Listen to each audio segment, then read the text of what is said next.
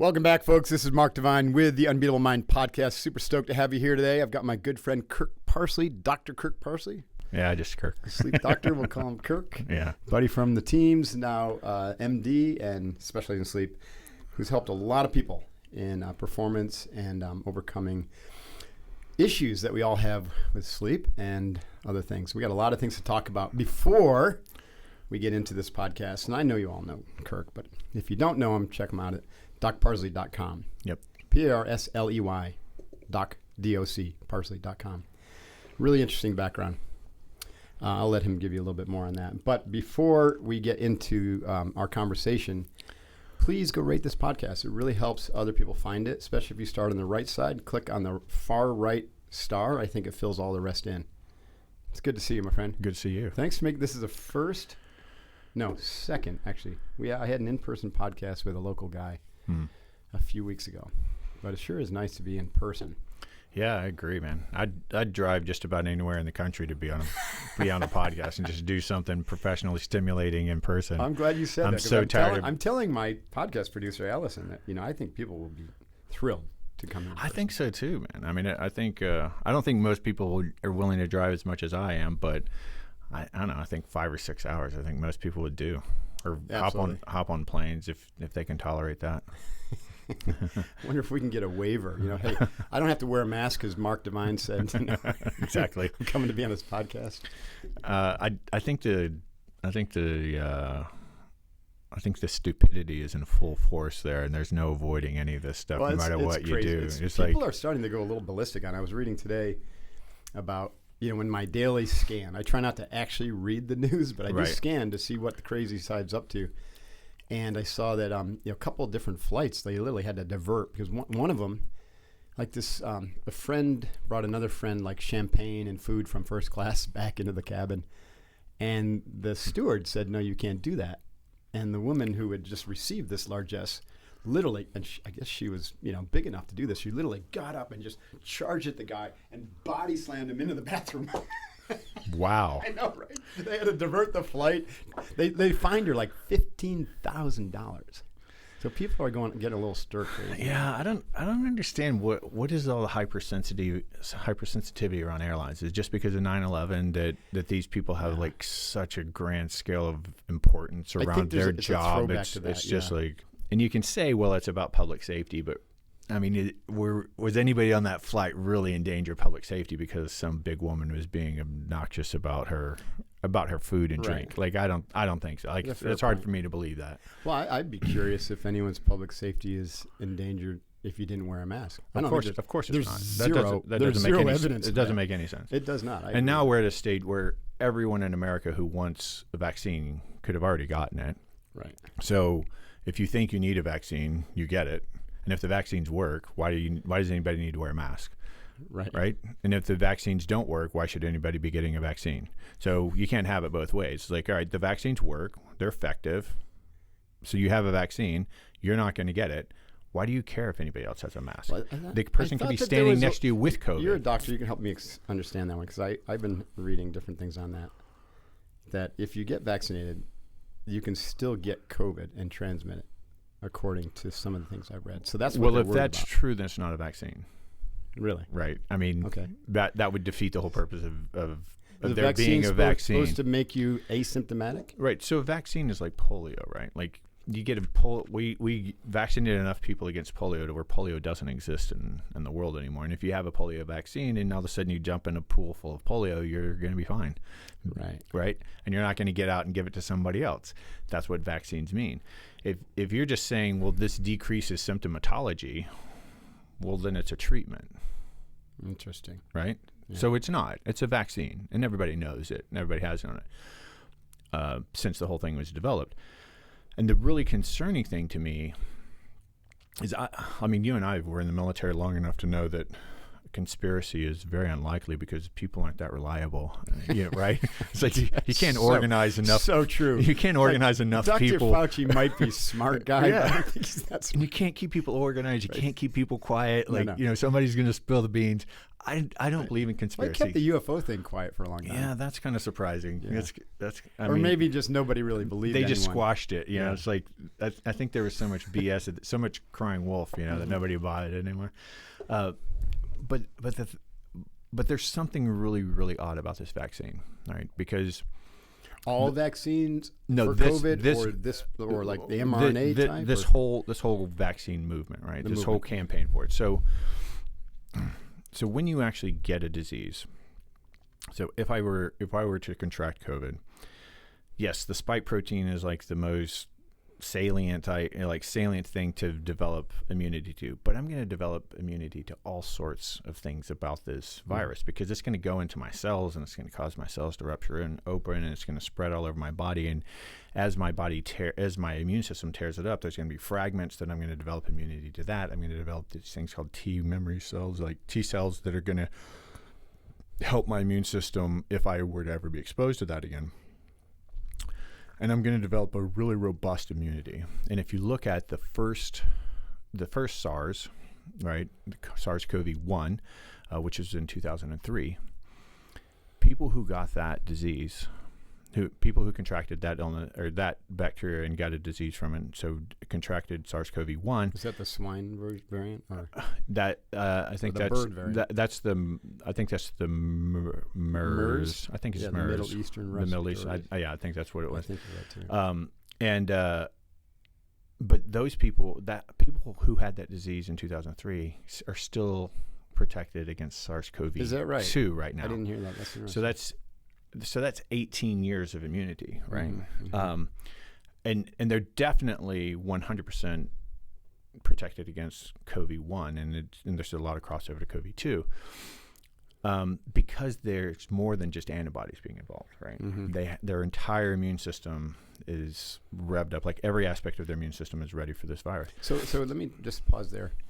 It's kind of the memory of your body's immune system, and that you don't have to have those antibodies just still lurking around. Because I got exposed to COVID. I'm not 100,000% sure, but I'm pretty damn sure in Germany, 2019 over New Year's. Mm-hmm. And I was at an event, and the guy who was co-hosting had just come from China, sick as a freaking dog. Mm-hmm. Half the people ended up in the hospital with respiratory issues. Right. And myself and my wife, we were kind of walking around Paris afterwards, like, yeah, I don't feel great, but if we just walk it off and drink enough wine, we'll be fine. And we were, Right. And we got back here, and then we had an antibody test a few months ago, and it showed up 0, like no antibodies. Yeah. So what can happen is so there are 4 other coronaviruses that infect humans commonly. And if you have a robust enough immune system, so like this is the reason why little kids aren't getting sick. Mm-hmm. Little kids oftentimes aren't developing antibodies either. And they have so much T cell immunity that they're fighting it off before it becomes a big enough problem. Attack. Yeah. So their immune system is actually killing it before it becomes a big enough problem to where they need to develop antibodies. Antibodies, I always tell people that antibodies are just like, think of them as like one of those little red sirens you can put on the outside of a car, like Beretta used to do when we were kids. Or you slap that on. My son has one of those. That's really what they're doing. Is they're just marking it, right? Like they don't fight the virus. It's just like they slap the siren on it, and so the rest of the immune system goes, oh, we need to go attack that. Well, if the immune system already knows to attack that, then you might not even get to the stage where you need to develop robust antibodies.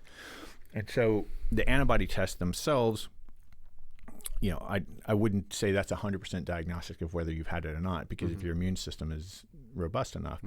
Now, little kids, they're testing the little kids to say, well, we think this percentage of little kids have it because they have antibodies.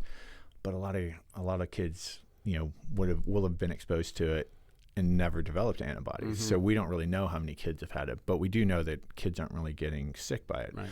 Which brings me back to my original points. Like, people who have already had this virus already have immunity, and they have a better immunity than they're going to get from the vaccine. But yet they're still mandating the vaccine. I just found that last night. I have 2 kids in college.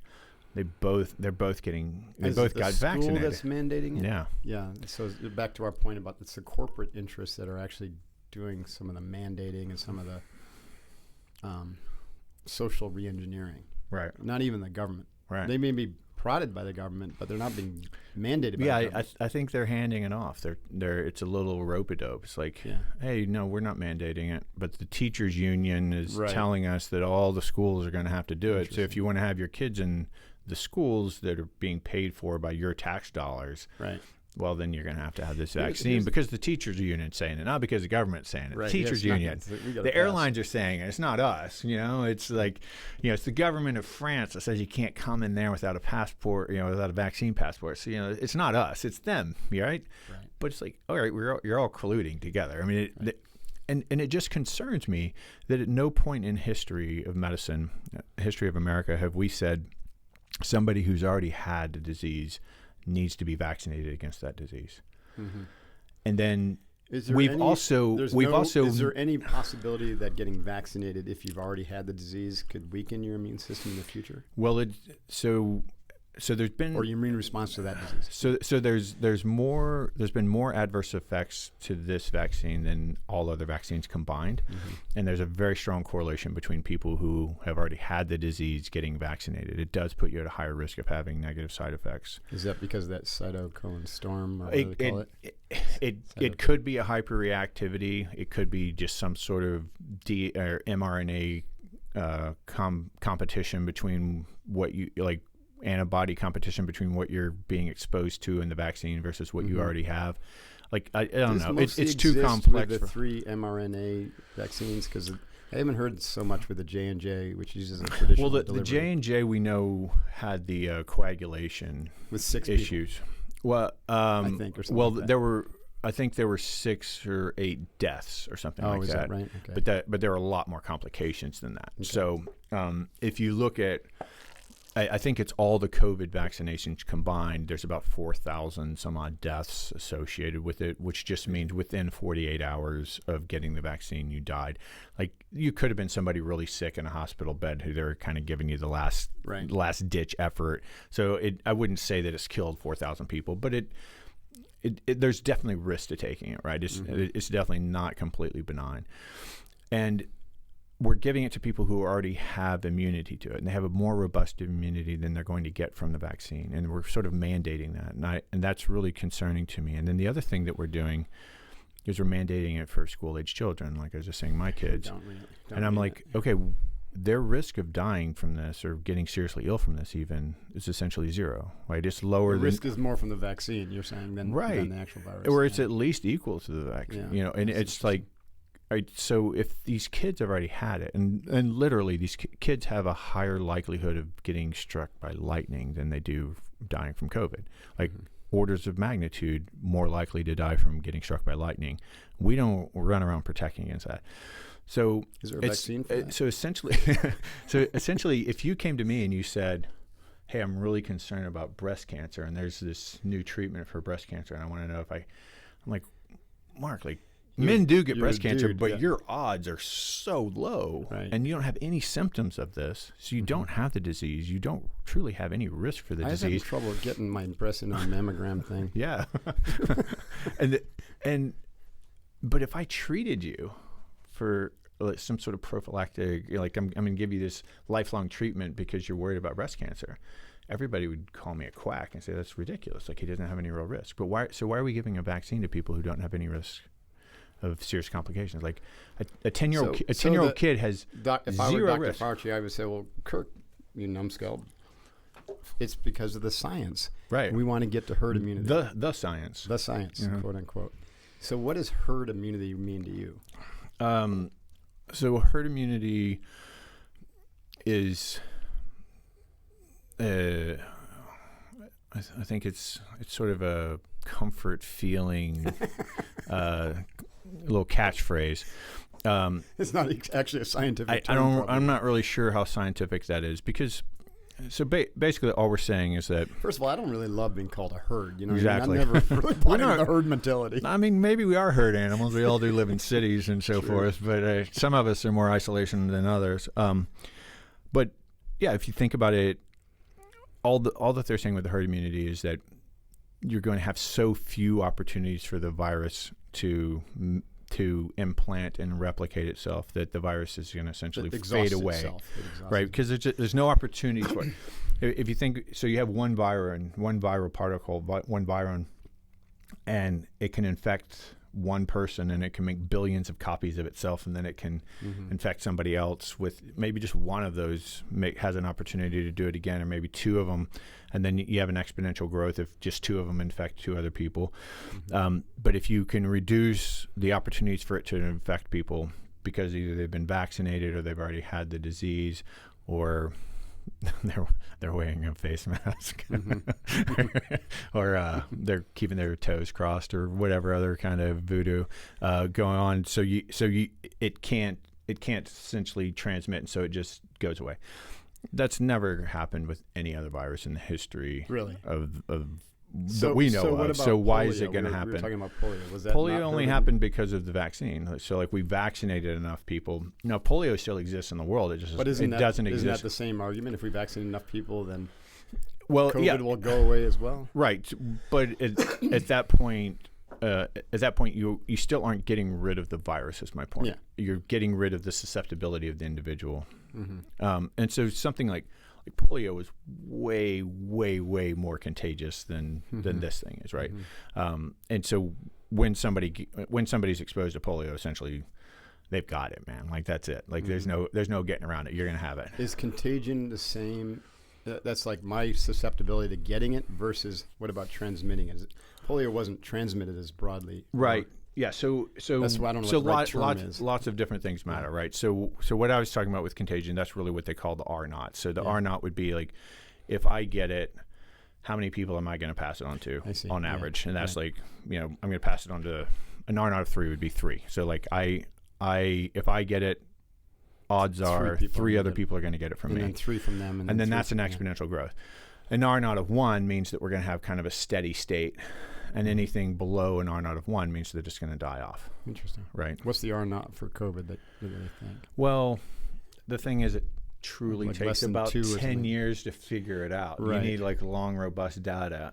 I think it was like 1 point something. It's 1 point something the last I heard, 1.3, 1.2, something like that. So it's not going to stay steady. But polio was a bit much higher than that, you're saying? Yeah, I mean, I think polio was something like 15 or 17 or something crazy like that. Like it was this is super contagious. You get it, you're going to pass it on to a ton of different people. There was no innate protection. So like we have, really.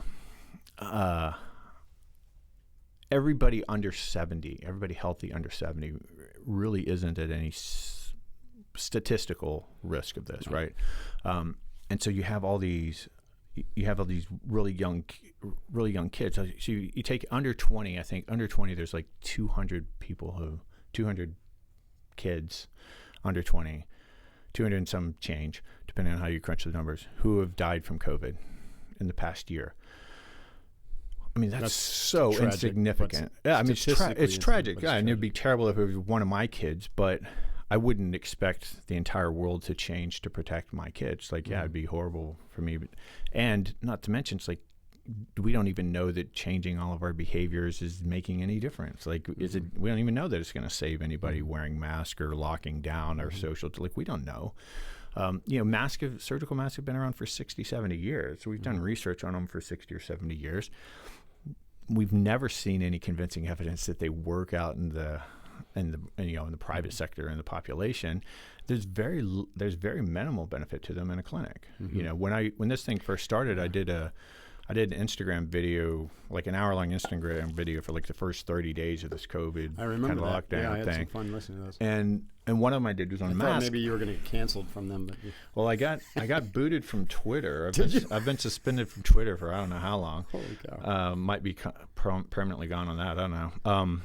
But one of the things I did was mask, and I spent I think a day and a half just going through all the relevant, going through PubMed, looking at all the relevant research on mask, and then I went to kind of the engineering world and started looking at like how are these masks designed and what are they actually designed to protect against, right? And all of the research was consistent, was that masks do a great job of keeping you from exuding spittle on your patient. If you exhale really hard in a surgical mask, it just all blows out the side, right? And then if you get the N95 mask and it's properly fitted and you put it on a sterile procedure and all this other stuff, you can be protected for a certain amount of time in a certain situation. But this, putting it in your car and taking it out, and putting it in your belly, like this is doing nothing. It's an absolute, and when they did studies, one of the studies that I covered, it was really robust. It's really long term. They'd had thousands and thousands, tens of thousands of patients. They'd done this in three or four different clinics across America, and they were testing the staff. So it was flu season, and some of the staff wore masks. Some staff were no mask. A third were no mask. A third used surgical mask. A third used N95 mask. And then it was testing how many of the staff got the flu over that. And it didn't matter. It didn't matter if you wore a mask, surgical mask, or N95. Everybody got the flu at the same rate.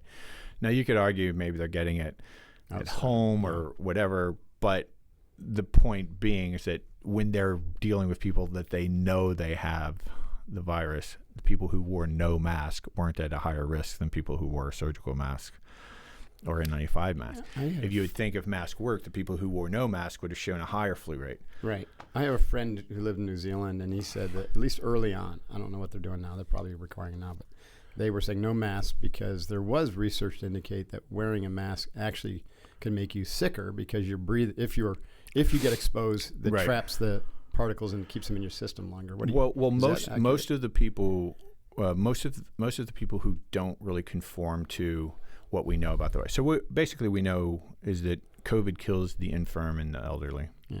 And elderly, really what it means to be old means that you're at a higher risk of death, a higher risk of disease of all kinds, right? If I think literally, I looked it up, and it's been a year since I looked it up, so I might get the numbers wrong, but it's something around, if you're 80 years old versus 20 years old, you're 1,800 times more likely to die of everything. Right. So COVID's no different. Right. So big surprise. Die of old age. Right. So essentially, it's like he was old, and what old means is that you can't recuperate. Like your immune system is toast. Like everything's just not as good, right? Not as good. I always tell people that sleep deprivation is aging, right? Because essentially, if you think about the purpose of sleep, like the purpose of sleep is to repair from today and to prepare myself for tomorrow, physically and cognitively. So I will be as robust and capable tomorrow to do using today as my template for what I want to be better at. If I can go to sleep and I can repair 100%, and I wake up tomorrow maybe even 100.1%. Yeah, you've just I've gotten a little better. Well, then I've gotten younger. Yeah. And if you look at little kids, you look at adolescent or kids all the way up to like 25, they're waking up better. Like you can see them growing, and you can hear them getting smarter, like every day. So they're actually getting. I'm waiting for that pill that does that to me. and then at some point that flat lines, probably around 30, I'm guessing for most of us, like it flat lines where it's like it's a wash. You're going to bed and waking up about the same, and then after that it starts declining, and it's like you aren't repairing 100% every night. And that's why you wake up the next day with a wrinkle. That's why you wake up the next day a little slower, a little weaker, a little mentally slower. Like it's because you didn't repair 100%. So if you have poor sleep or deprive yourself of sleep, well, you're just accelerating that, right? And so I forgot why I got off on that tangent. Well, and elderly people don't sleep as well either. They tend to sleep about 4 or 5 hours a night, right? Right. Compared to the 7 or 8 that you normally get. So pretty much all bad sleep is a self-propagating downward spiral, in my opinion. There are some things that interfere, but I have had 80-year-old patients who swear to me they've never slept past 3 a.m. in the past 25 years. I've gotten them to sleep 8 hours a night, and it's just been through lifestyle and nutrition, like no magic, no drugs. It's just like do the things that you should be doing, and and a big part of it is psychology, especially like that generation. If you look at somebody who's, and this was 10 years ago, so this is somebody twice my age, so essentially 2 generations ahead of me, and like they grew up on farms, and like they had this idea that if you didn't get up and get the work done, that life, that you were a loser and life was going to decay really quickly, and so it's really hard to get around their psychology of getting up super early. But there are some physiologic differences. The pineal gland does calcify, and it gets harder to secrete things from it, your melatonin and so forth. But every person who I've ever worked with, regardless of their age, if they took the lifestyle coaching seriously, then they sleep 8 hours a night. Now, the thing is, they aren't recovering 100% with that 8 hours. So they're still aging, but we're probably slowing aging down 20, 30, 40%. Right. And they definitely feel, the cognitive is the first thing they feel. Like they get good sleep over the course of about a month. And they're like, man, everything seems different. Everything. Like everything seems brighter and sharper. My mood's different. My attitude's like, I feel like I can think and remember more clearly. Do you think, well, you're the sleep doctor, so I imagine the answer to this is probably, because we made the link between surviving COVID, surviving the vaccine, right, and sleep. Right. Well, we really made the link between immunity. Right. But we jumped right into sleep. Do you think sleep has the biggest impact on a healthy immune system? Yeah. Yeah, I think I would agree. Sleep has the biggest impact on anything. If you don't get it. Well, we know this. Like we've experienced this in the military, and we know that there are organizations who use this as essentially a torture technique, right? We've had conversations about those organizations and maybe participated in them in the past. Yeah, I mean, it's like we're gonna if we're gonna break somebody's will to resist us really quickly. Hurting them is not the hardest, is not the fastest thing. We know it's like taking away sleep. That breaks you faster than physical damage does. And another thing that I've come to appreciate, and it became more clear to me. I mean, it's something that I guess I tangentially understood, but it became this really strong concept to me about a year and a half, 2 years ago. So we talk a lot about fight or flight. Most people in society know that fight or flight, and fight or flight is the extreme, right? Like that's the most amount of stress hormones, the highest stress level that your body is capable of producing a response to. Like that's it. Like that's the maximum. That's fight or flight. Serious action. And it's just like tunnel vision, and your only response and your only action is to get away from the threat, and that's all. Like 100% of your resources are going towards that. Anything less than 100% of my resources are going to getting me out of this situation is just stress.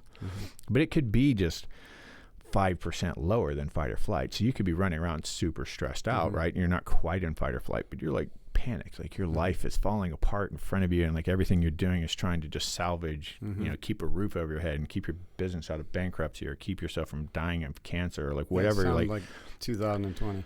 Yeah, it's like a major stressor, and so you're really stressed out.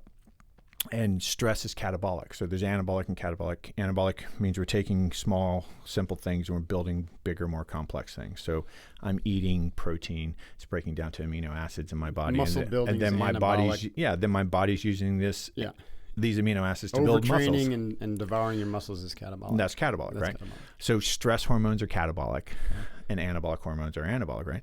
Well, if fight or flight is the maximum stress you can possibly experience, the maximum anabolic activity you can experience is deep sleep. Deep sleep. So stages 3 and 4. Deep meditation compared to deep sleep? Well, so deep meditation. I guess you'd have to be an experienced meditator. Yeah, if you're really experienced, then you can really get down into like the theta brainwave states.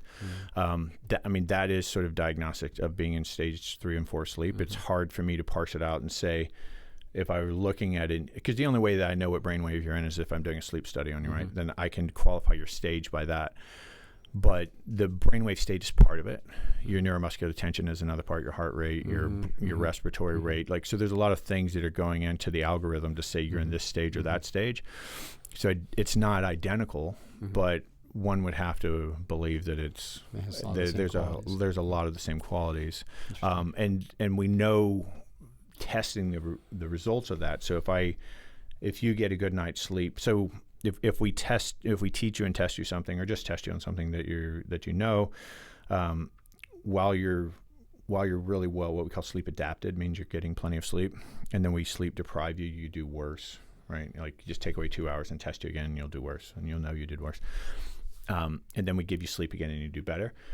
Well, there is some evidence that if you like do that test, that sleep deprivation, you test them, they do worse, but then you have an experienced meditator like do some meditation and then test them again, they can actually do better as though they have gotten enough sleep over the night. Now, is it one-for-one identical. Like I don't think that we can parse that out yet, but it definitely has a lot of the same restorative benefits, which makes sense that it would, because I don't think, for instance, that you could maintain a theta brainwave state while running an obstacle course or something, right? So it's like there has to be a lot of the same physiological yogis would just run it with their astral body. Yeah, they would. They'd run it with one of their chakras, and they wouldn't, and they could just stay right where they were. Would that be a cool trick, buds? That would be great. Divine. Where are you? Why aren't you? My root chakra is on there right now. That'd be classic.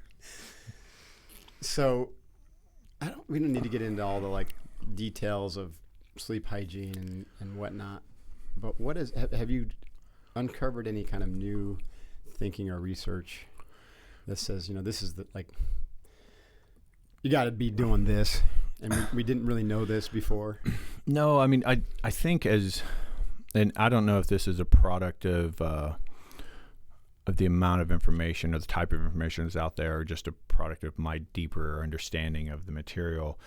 But everything's getting a lot more simplistic to me, actually. It's not actually getting cooler and more Well, I remember obscure. the very first presentation you did back at the Unbeatable Mind Summit like 6 years ago. You had this all these science slides and charts and graphs, and I'm thinking like, wow, this sleep stuff is really complicated. Yeah. And I think you're right. Yeah, it doesn't have to be. And now it's just like, it's this system that's built into our existence, right? I mean, it's purely a human construct that we separate sleep from being alive, right? Because it's one of the stages of being alive, right? Like essentially it takes 8 hours to recover from a 16-hour day. Like you're born into that contract. There's nothing you can do about that. You can do all sorts of biohacking, and you can dislike it all you want to, and you can try to work around it. But the fact is, there's no evidence out there to suggest that there's anything that you can do that's going to change that ratio. 1 hour periods during a 24 hours, that might work. No, it doesn't work. The big problem with that is that a sleep cycle is at least 90 minutes long, so you're interrupting that. So maybe you could get away with doing 2 hour blocks, and people have tried that polyphasic sleep. That's right. And I like we kind of do that in buds. You do polyphasic sleep. You catch as one can. Yeah, and we last about a week. Right, but could we do that at 50 years old? Like, no way. Like, I mean, or you could make it, you could survive it, but you couldn't. Like you couldn't perform anything like you could when you're 20. Like you're just more resilient at younger ages. So stop resisting and change your belief systems about sleep. Because back to the SEALs, a lot of people had that belief that I'm a big badass Navy SEAL, tough guy, and I can go to bed at 11, 12 o'clock after drinking a fifth of scotch. No, maybe not a fifth of scotch, but a couple good glasses, and wake up at 4:30 or 5 and go hit the gym and bang it out. And we all know work. We all know guys who have done that, and and maybe one of us have been those guys here and there. But exactly. But I mean, I remember dive school. When I went through dive school as a doctor, I must have been like 35, 36 years old, and there were a couple of SEALs who happened to be there for some SDV training, or whatever, and these guys are trying to get me to run around with them, and I'm like, I'm not that young anymore, If it's these guys, and just like what you're talking about, they're staying up to 1 or 2 o'clock in the morning drinking, and then they're waking up, at 5 a.m. still drunk and going out and running a weekend triathlon or adventure race with people, and going and like having to stop and puke halfway through it and running and thinking that's a good time. And I'm like, nah, I'm not that young anymore. Like I remember seeing a poster in the New York subway once. It said, running on a hangover is not the same as a workout. I'm like, right, guilty. And what I tell people all the time, too, is that, and this is super unpopular, but I can substantiate it with all the science you want if you care about data. A lot of people don't care about data anymore these days. You care about science. Yeah. Care about science. Even just working out when you're sleep deprived is counterproductive. Is it? Like there's no benefit to it. So like I was saying earlier, if the whole purpose of going to sleep tonight is to prepare myself for tomorrow, what if I don't recuperate? Right? We know the ratio. The ratio is basically 8 hours, 16 hours awake, 8 hours of sleep. That's the ratio. That's just what it is. I can say, well, I'm only going to sleep 5 hours, but I didn't recuperate. I didn't sleep faster, right? Like I didn't get anything done I lost 3 hours of recovery. So tomorrow, if I have to do at least what I did today, how do I do tomorrow if I didn't get the resources in place? Mm-hmm. Well, I steal it from other places, and that's stress hormones. Mm-hmm. I secrete stress hormones. Stress hormones are catabolic. Fight or flight is 100% catabolic. You're eating your body as a fuel source because your body doesn't matter at that point. You have to get away from the threat and survive. If you don't survive, right, doesn't matter. Right. And it doesn't matter if you can fight off infection. It doesn't matter if you can digest food. It doesn't matter if you can if you can partition the fuel you've eaten. Like none of that matters, because if you don't get away from that threat, you're going to die. So your body uses fight or flight. Maximum stress hormone is maximal catabolic. So if I wake up tomorrow 3 hours sleep deprived, so I've essentially lost 35% of my sleep, 40% of my sleep that I should have had, right? So 40% of my sleep is gone. I'm going to have 40% more stress hormones. I'm going to be 40% more catabolic. Now I'm going to go to a gym. Does that mean your immune system will be 40% less effective? Yes. And your insulin sensitivity. So it's a 1-to-1 ratio, do you think? Yeah. Well, so we know losing 2 hours of sleep decreases insulin sensitivity in a lot of tissues by about 30%. It decreases total testosterone by about 30%. It decreases IGF-1, which is sort of the downstream marker of growth hormone. So basically everything anabolic gets decreased by about 30%. Everything catabolic gets increased by about 30%, and that's missing 2 hours of sleep. So now if I go to the gym, as well as most people I think know this, but when you work out, you don't actually get stronger, right? You get weaker. Right. You damage your tissue. And then when you sleep, you repair that tissue, and you repair that tissue in a way that's going to make that tissue better able to handle that stress tomorrow or the next day or in the future, whenever it can fully recover. So if I'm doing strength training, my damaged muscle tissues are going to come back thicker and stronger and able to contract harder so that I can do more strength training. If I'm doing aerobic training, then I'm going to come back with more mitochondrial density or something to be able to last longer for extended periods of exercise. But your body's going to use whatever damage you're putting on there, whatever stress you're putting on their tissues, is that's going to be the template for what you're going to get better at. But you're only going to get better while you're asleep. So if you rob yourself of the sleep, you aren't getting better, and then you're going to go damage yourself again, and then not recover, and damage yourself again, and not recover 100%, and damage, and then you're just getting weaker. So if you wake up, if you're sleep deprived, going to the gym doesn't make any sense whatsoever. If you think about the holistic idea of like what's making you better, is actually the recovery from the stress. The stress is artificial; it's made up. That's why we can do all sorts of different workouts. The irony of it is that you feel better after going to the gym and getting that workout. And that's because of the dopamine and the whatever else is being you've got a lot of endorphins. You got a lot of endorphins going on. You're increasing circulation. Now, I'm not saying that it's oxygen. I'm not saying that it's not smart to be active.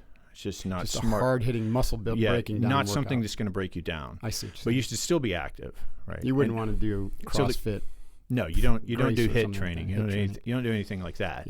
Yeah. And I wouldn't do like any, strength kind of 3 to 5 rep maxes either. But you can still be active. So like when yoga, walk on the beach, go for a swim, ride a bike. Yeah, I mean, and it depends on your fitness level what active is, right? So like most of my clients come to me, they're broken, like they've traded their health for wealth for 20 years, and now they want to repair everything and be like Division I athletes. Yeah, and they want to be Division I athletes. Which is possible. You could do that. I'm like, it's not going to happen in 6 months like you want, but it's going to take multiple years. So let's set some realistic expectations. But for those people, like these guys are 40 pounds overweight, 50 pounds overweight. And that's not an obese looking person. Like in a guy my size, being 40 pounds overweight, it's just like, he's got a gut, he's a little chubby, and like wearing a suit, you wouldn't really be able to tell I was out of shape, maybe a little fullness in my face would be all you'd see. So that's not a huge weight gain for a lot of people, but that person's nowhere near metabolically ready to work out. Right. So they need to be active. And I tell them, we're going to work on your sleep. We're going to work on your nutrition. We're going to work on your stress mitigation. Your exercise is going to be activity. I want you to park 3 or 4 blocks from your office and take the stairs, and and I want you to mow your own lawn. And I want you to wash your own car, and I want you to clean your own house. Yeah. That has the added benefit of it's more motivating if you don't think, well, I just got to jump right into learning how to be a CrossFitter and also be a world record holder in nutrition and whatnot. And even people like us, and people like me, I don't know if you've ever even been out of shape. You're so into this, but like I go through periods where I just kind of get out of shape. Like I'm just spotty. It's just like I don't work out. I don't work out at all for maybe a couple of months, and then it's just kind of spotty here and there for I go maybe 6-9 months, and like I feel like I'm in terrible shape. And like to think I'm going to get out and like just go run or just go hit the gym really hard or like go get in jiu-jitsu or something, just like go into rounds, like that is just intimidating to me, even though I've been in shape 95% of my life. I don't think I've gone longer than 3 days. Oh, that's when I was injured. Yeah, that's terrible. I know. I don't think I could. That's just, it probably qualifies as an addiction then. We could have a whole different discussion about that. Yeah. He said, Mark, go for 2 months without working out. I'd be like, over my dead body. Like you would have to pay me 7 figures for that. Well, I'd say most of my life I've worked out on an average more than once a day, because it's like I'll lift weights and I'll ride my bike to work or whatever. So it's like, and I'd say when I'm in those phases, I'm like, well, of course I'm going to work out every day. Like, what do you mean? Like at least once a day, of course. Like that's a minimum. Like why would I ever do anything less? And then like some things happened in my life, and I was like, yeah, I'm not going to have time to work out today. I'm going to get to that tomorrow. And then and then it adds tomorrow to itself really quickly. Yeah. And so it's easy to get out of shape. Like for me, like, when not so much now, but when I was younger and I had younger kids and school, too much traveling. Right. Those types of things. Like in med school, I actually did a really good job. I mean, it was counterproductive. Like I was so sleep deprived, but I was, I was living out in kind of near San Diego State, and I was working out of Balboa Hospital, and I used to ride my bike to and from work every day.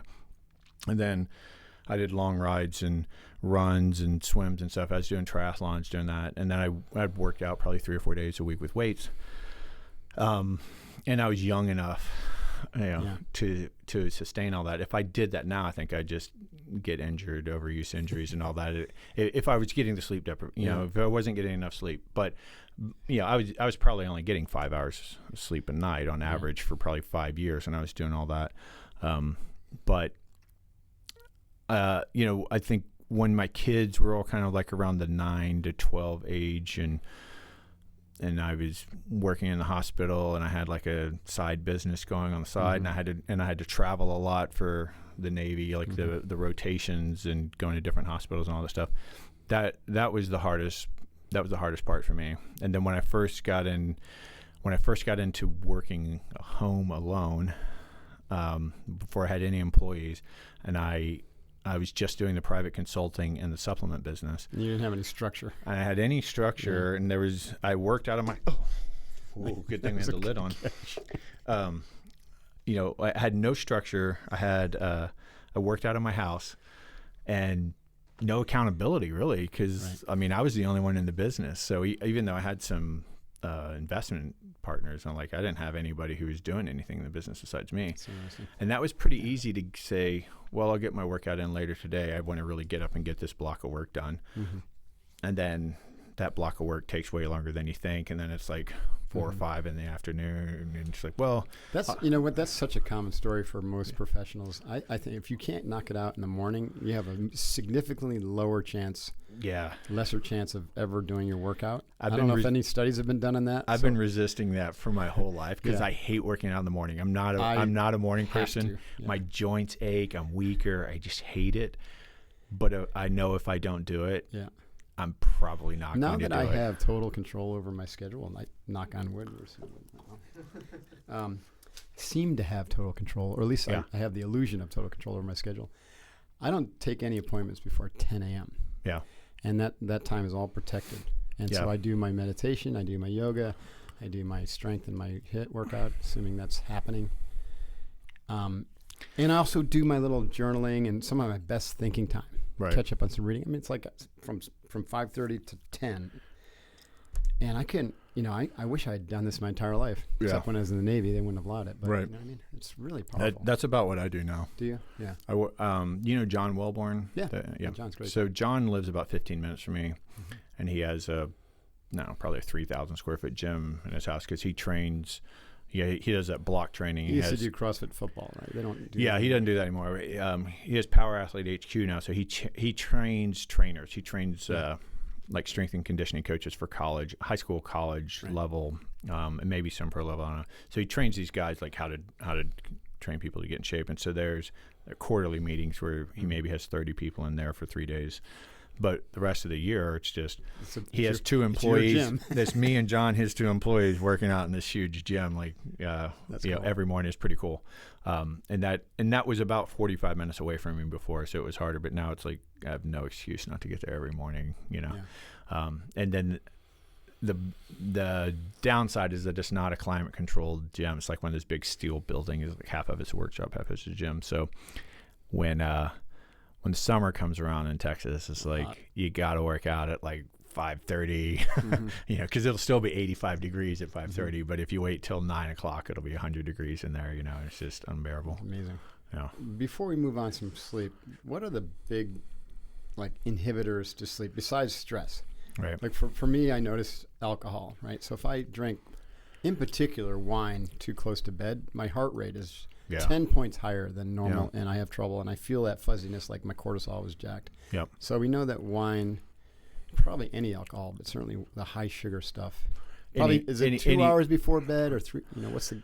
it's as far away from bed as possible. As far away as possible. Which, Rob Wolf's joke about that is that means you start drinking when you wake up, right?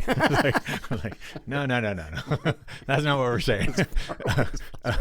So that would solve the problem. That would solve the problem. That would be as far away from bedtime as possible.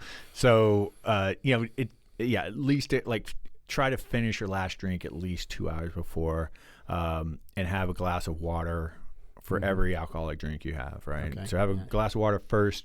If you have a glass of wine, have another glass of water before you have another glass of wine. That is such great advice right there. And then you're staying hydrated because, it is... A lot of times you pick up that drink in the evening because you're thirsty. Right. So having that glass of water, and then that wine goes really fast. It goes super fast. That beer goes really fast. You're like, man, how did that go so fast? You're not getting quite the benefits of hydration there. Yeah, and so alcohol dehydrates you, and then it's also a toxin. So it's being processed by your,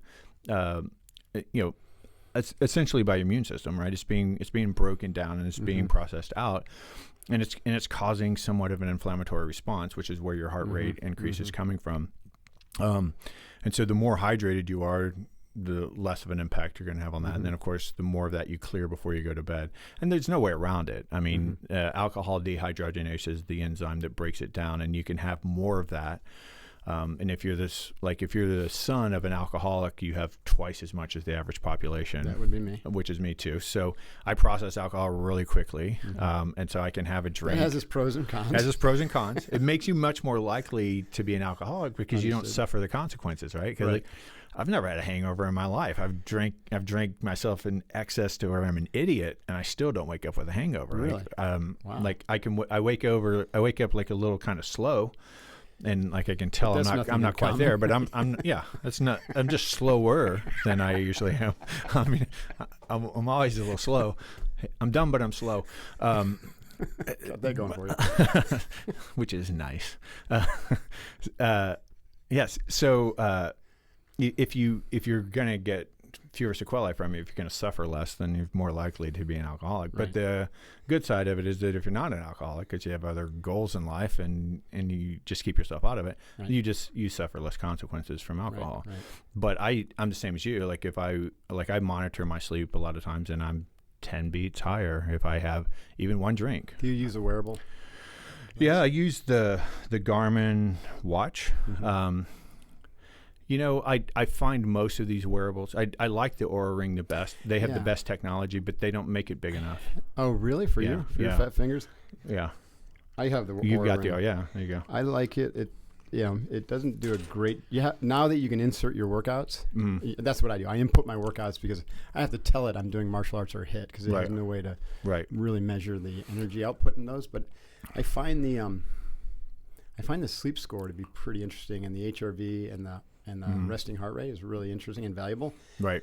And then I think that the readiness score is, based upon this conversation, I almost look at that as like your immunity score. Yeah. You know what I mean? If it says you're 80% ready, then wow, that's not horrible. But it's not great either. I mean, I think that's an accurate way to think about it. I mean, immunity is a specific word for resiliency. Right. Like it's like a specific type of resilience. But what you really want is resilience across the board, right? You want to be physically resilient. Yeah. You want to be, you want to be able to withstand a physical assault as much as you can withstand a viral, bacterial, immunological assault. It's just your ability to deal with stressors in the world. Yeah. So my only beef for the Oura Ring, I don't know. Have you actually used the?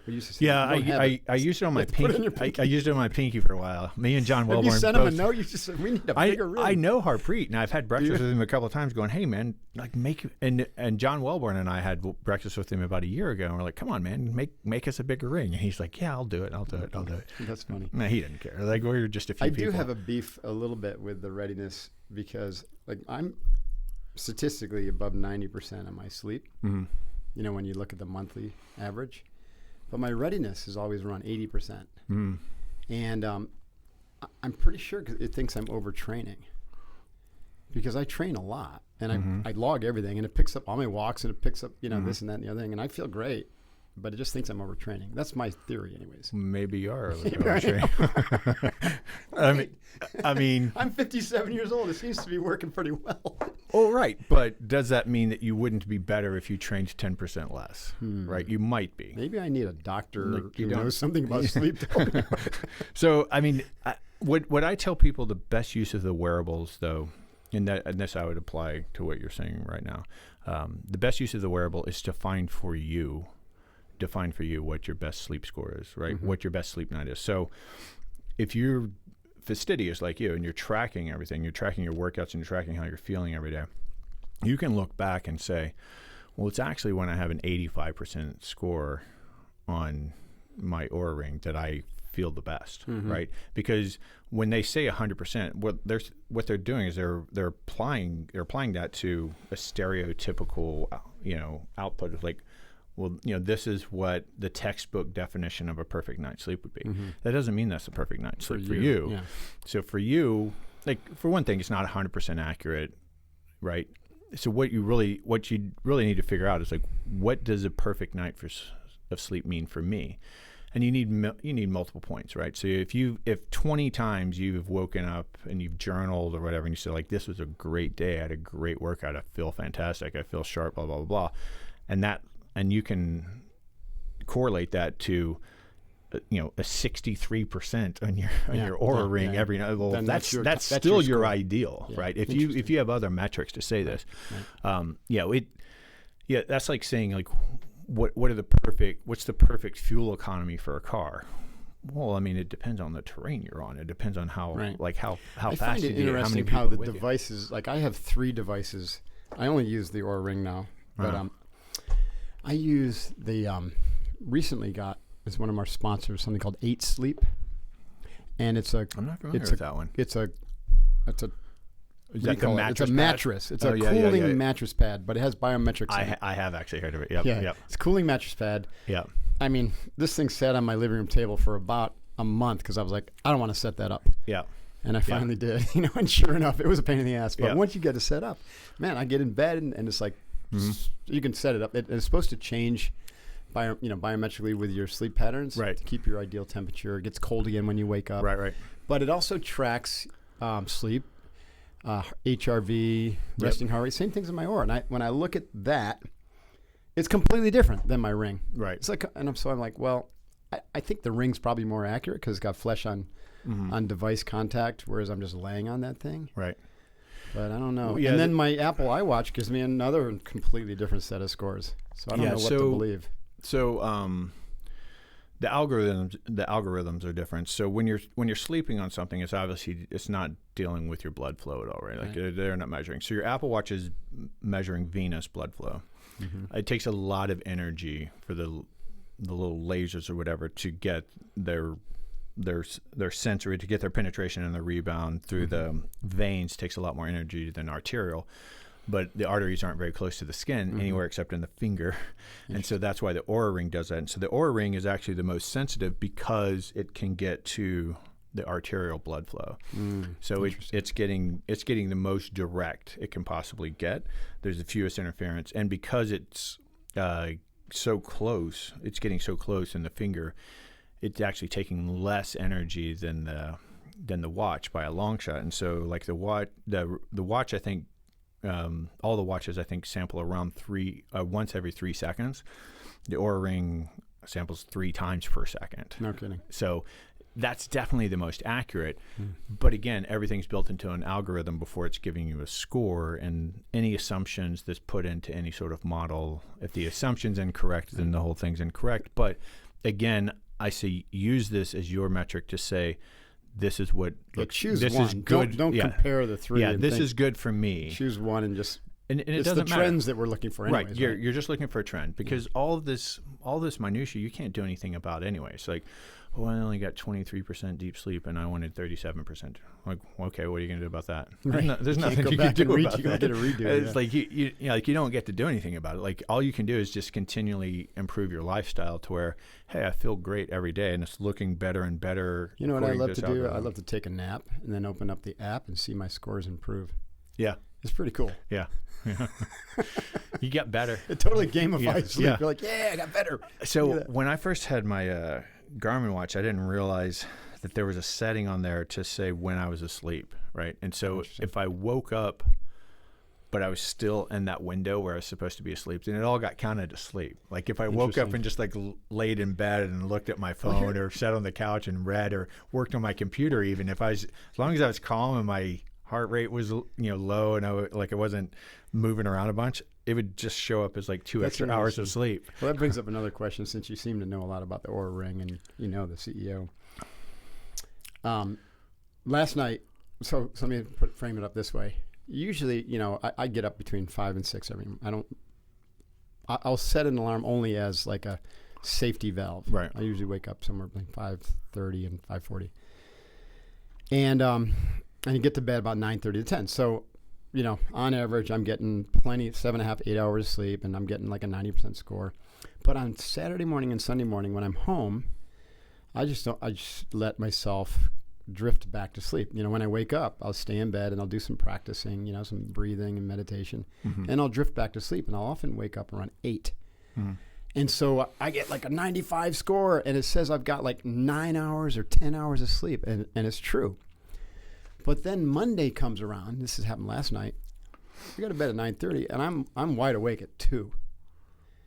And I'm like, shit, I don't think I slept very well. And sure enough, my Oura says I got like a 64 score last night, but I felt really pretty good. Do you think that I just had some in the bank? There are 2 questions I have. I just had some in the bank, right? That's my thinking from the weekend. That's my first question. Is that possible? Well, so really, if it is possible to bank sleep at all, what banking sleep is doing is really making you more resilient to sleep deprivation. It's never going to be ideal, right? So I'm still sleep deprived, but I just didn't really. You're not suffering as much. Suffering so much. like you've probably heard of these super sleepers, these genetic super sleepers that they talk about, and supposedly everybody say, oh, they only need 4 or 5 hours of sleep every night, and it's like, well, it's not true. Like what they've shown is that there is a very, very, very small subset of people. And this is, again, like getting struck by lightning, kind of rare. There's a very small subset of people who demonstrably suffer less from sleep deprivation. So you can put them in a lab with 100 people. You put 2 of these people in there and say, everybody's getting 6 hours of sleep every night. We're going to test your cognitive functioning, physical, all this other stuff. And at the end of all this, the people who have the super sleeper genes, they're going to suffer less. They're going to diminish the same less. People who aren't affected by alcohol as much, wouldn't that? That would be great. That'd be great. But they're still going to decay. They're still going to be worse than they would be if they slept 8 hours a night. Interesting.